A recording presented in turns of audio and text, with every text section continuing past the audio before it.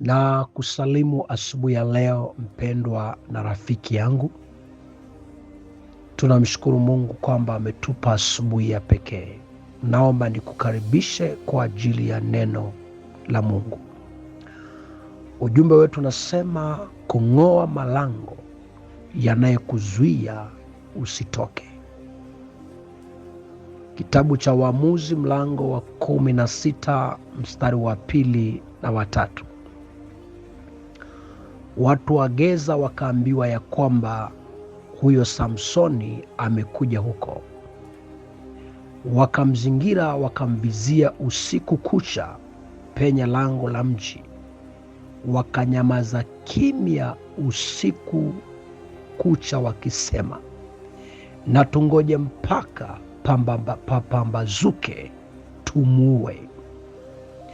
Basi Samsoni akalala hata usiku wa 8, akaondoka katikati ya usiku, akachukua malango ya lango la mji na miimo yake miwili, akang'oa pamoja na komeo lake, akajiweka begani, akajitwika begani, akachukua hata kilele cha mlima ule unaokabiliana na Hebron. Mpendwa wangu, asubuhi ya leo, kama kuna kitu unapaswa kufanya au maombi unayepaswa kuyaomba, omba maombi ya kung'oa malango yanayokuzuia wewe usitoke wala usiingie.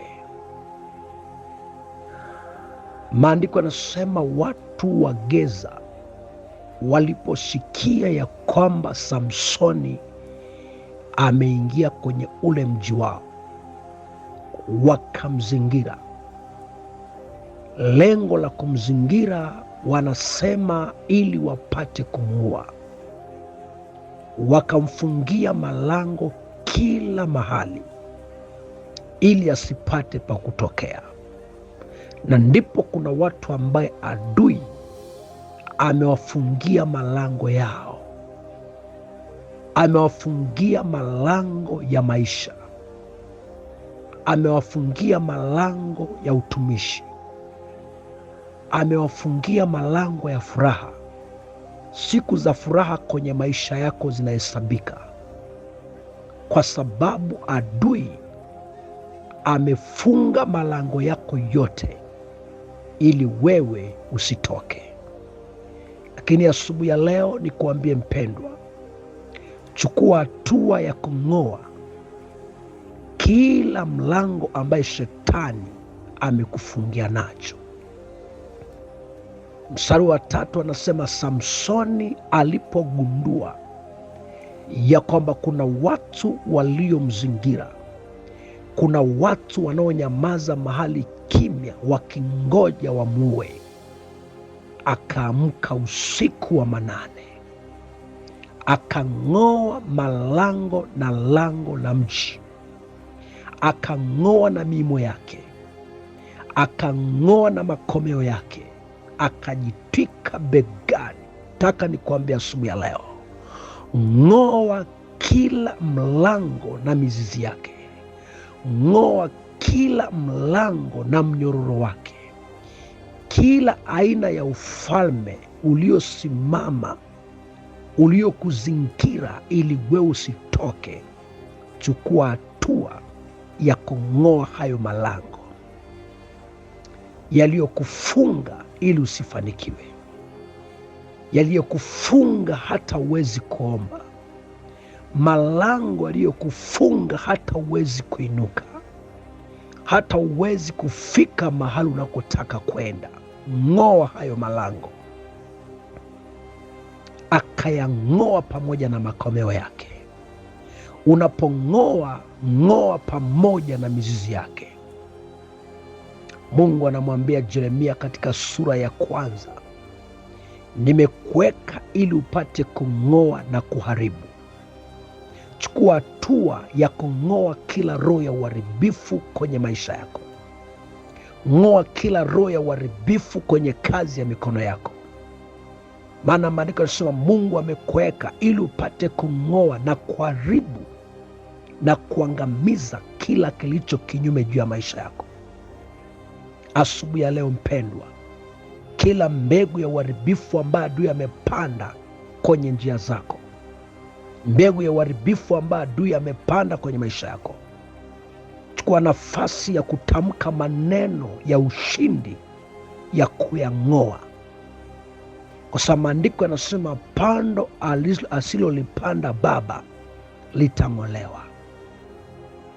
Ndipo unaposoma kitabu cha Joshua ule mlango wa 6 na mstari wa 1 na wa 2, maandiko yanazungumza juu ya Yeriko, kwamba Yeriko ilikuwa imefungwa kwa sababu ya watu fulani.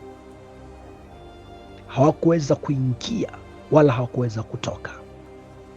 Malango yako yamefungwa ili usitoke, ili usiingie, ulisichukua hatua aina yote. Lakini asubuhi ya leo, ng'oa kila mlango uliosimama kwenye biashara yako. Ng'oa kila mlango uliosimama kwenye uchumi wako. Ng'oa kila mlango uliofungwa kwa watoto wako ili wasipate kazi, ili wasisome. Ng'oa huo mlango na ukasimamishe ufalme wa Mungu utawalao. Kwa maana katika Ufunuo Biblia inasema, na mbele yako nimefungua mlango ambaye hakuna awezaye kufunga. Hivyo chukua hatua ya kung'oa malango ya adui na malango ya Bwana yakatawale juu ya maisha yako. Na tuombe. Baba yetu na Mungu wetu, katika jina la Yesu Kristo, malango ya kishetani, ya mizimu na falme za namna yote ambayo zimemzingira mtoto wake, amefungwa na malango ili asiinuke, ninayang'oa katika jina la Yesu Kristo. Amen. Rafiki yako Mwalimu Bishop Daniel Mathew, Arusha, Tanzania.